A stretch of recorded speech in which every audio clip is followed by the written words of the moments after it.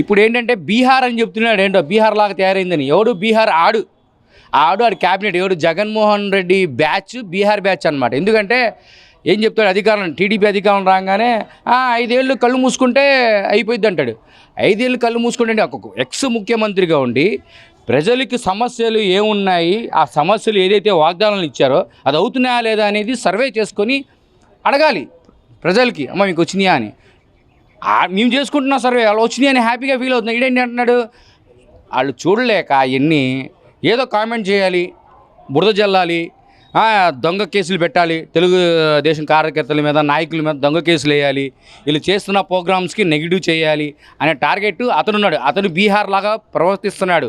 అందుకే ప్రజలు ఏంటంటే ఆ 11 సీట్లతో సరిపెట్టారు. లేదనుకోండి శాశ్వతంగా బీహార్కి అతన్ని పంపించేస్తాం. మేము పంపించడం అవసరంలా, మేమేం పంపించము. అతని కర్మ అతనే అనుభవిస్తాడు. పేరును రాని మనం ఏం చెప్పాడు, రపా కన్ను కొట్టాలి వేసేయాలి అన్నాడు.